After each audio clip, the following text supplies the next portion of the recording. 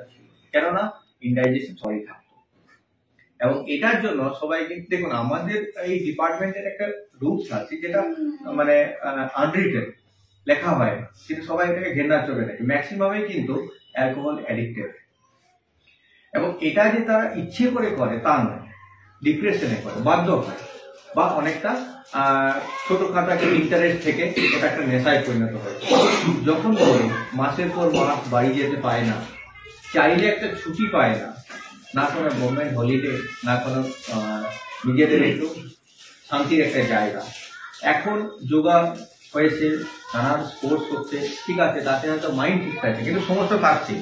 এই পাইলস কেয়ারের সমস্যাটার জন্য ম্যাক্সিমাম জনের কিন্তু প্রত্যেকে বাধ্য হয়ে তারা গামছা পরে রাত কাটাতে পারত। তো আমি যখন 2015 সালে যোগদান করি সামান্য একটা পঞ্চতুলসী নিয়ে, কেন ছোট থেকে আমরা গ্রাম বাংলার ছেলে বড় হয়েছি, আমরা এই তুলসী খেয়ে মানে তুলসী পাতা খেতাম, সেখান থেকে দেখলাম যে তুলসী ড্রপ পাওয়া যায়। তুলসী ড্রপে প্রথম যেটা হলো আমাদের ঠান্ডা লাগাটা গেল, সেখান থেকে আমরা পাইলস কেয়ার সিরাপটা খেলাম। শুধু আমি না, অন্তত 15 থেকে 20 জন আমরা যখন এই পাইলস কেয়ার সিরাপটা খেলাম, ফার্স্ট যেটা হলো ব্লিডিংটা বন্ধ হলো। এটা কিন্তু 1 মাসেই হয়ে যায় না। আমরা যখন কোনো কাজের মধ্যে ঢুকি, আমাদের একটা অদম্য জেদ হচ্ছে যে আমরা এনজয় কিভাবে করি। আমাদের হাত থেকে আমরা কেউ জানগুলো নই তো, যে আমরা আমাদেরকে কেউ বলে দেয় না যে ওখানে গেলে এই অপরাধটার একটা তদন্ত কিনারা পাওয়া যায়, আমাদেরকে এটা ফাইন্ড আউট করতে হবে, এটা আমাদের রাইট। সুতরাং আমরা যখন একটা প্রোডাক্টকে ইউজ করছি, এর শেষটা আমরা দেখব। তো এই পাইলস কেয়ার সিরাপটা আমরা ইউজ করার পর নিয়ার অ্যাবাউট 2.5 মান্থ, প্রায় 2.5 মাস পর ব্লিডিং যেমন বন্ধ হয়, এবং পাইলসের যেটা, এবং আমাদের একটা অ্যাকিউট একটা পাইলস মানে হয়েছে অনেকের, যে একটা যে পিণ্ড বা রক্ত যেটা সেটা কিন্তু নয়, অনেকগুলো বহু কিন্তু নরম হয়। আমি হোমিওপ্যাথিক ট্রিটমেন্টও করেছিলাম। হোমিওপ্যাথিক ট্রিটমেন্টে আমার কি হতো না, 5 মাস 6 মাস সবাই ভালো হয়ে যায়,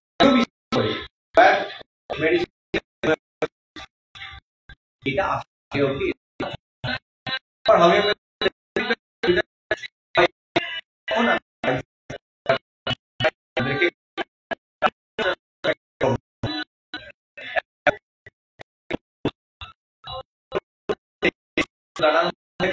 সেগুলো কিন্তু আর হলো না।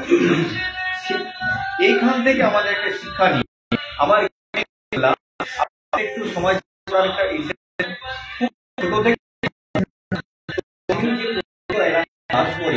সেখানে মানুষের হাতে কিন্তু পয়সা নেই ট্রিটমেন্ট করানো, যা এবং যতটা সেটা হচ্ছে হেলথ সেন্টারের মাধ্যমে।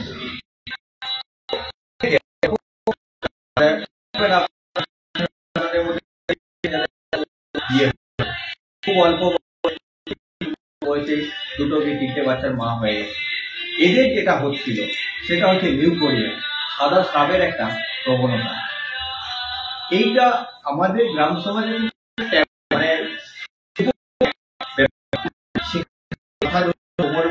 পাবেন, এবং শাশুড়িতে একটা গঞ্জনা আছে, ঠিক কাজ করার ভয় এটা করছে। তো আমার বাবা বাই প্রফেশন যথেষ্ট ভালো একজন সার্জেন ছিলেন। তো আমি কি করলাম, যে আমি ওদেরকে ওই লিউকোরিয়া যে সিরাপটা পাওয়া যায় মাত্র 120 টাকা না 80 টাকা এরকম দাম ছিল তখন, আমি ওদেরকে ফ্রিতে দিই। একটাতেই কিন্তু ওদের কাজ হয়, এরকম 4 জন। আমি বলবো না কি অন্ধভাবে আমি সব কিছু বিশ্বাস করবো, এটা হতে পারে না। একটা স্টুডেন্ট প্রত্যেকটা সাবজেক্টে যেরকম 100 মার্ক, প্রত্যেকটা সাবজেক্ট 100 মার্ক ক্যারি আউট করতে পারে না, বা পেলেও সে প্রত্যেকটা সাবজেক্টের জন্য কিন্তু 100% কনফিডেন্ট নয়। তেমনি আমি বলবো না যে সমস্ত প্রোডাক্টেই এর খুবই ভালো এবং চমকপ্রদ রেজাল্ট, কিন্তু যেটা চমকপ্রদ রেজাল্ট আমরা পেয়েছি তার মধ্যে এগুলো, অর্থাৎ ওই লিউকোরিয়া সিরাপটা খাওয়ানোর পর ওদের ওই সমস্যাটা কিন্তু আর নেই। এবং একটা রোগ, আমার মামির বয়স মাত্র 23 বছর, 2 বাচ্চার মা, মানে গ্রাম সম্পর্কে মানুষ, খুব অত্যাচারিত হয়, তার মা বাবা কেউ নেই, অন্যের বাড়িতে মানুষ, সেখান থেকে আমাদের বাড়ি বউ করে আনা হয়। তো তার হাঁটুতে ব্যথা, গোড়ালিতে ব্যথা, কোমরে ব্যথা। এখান থেকে বাঁকুড়া যে অ্যাসিস্ট্যান্ট প্রফেসর ছিলেন ডক্টর গড়াই, সুনীল চন্দ্র গড়াই এরকম একটা নাম, বাঁকুড়া মেডিকেল কলেজের অ্যাসিস্ট্যান্ট প্রফেসর, ওনার কাছে দেখা। উনি কোনো ফিজ নেন আমার নাম শুনে, এবং ওনার সাথে আমার ব্যক্তিগতভাবে খুবই ভালো সম্পর্ক। আমি পাঠিয়েছি বলে নাম নেই।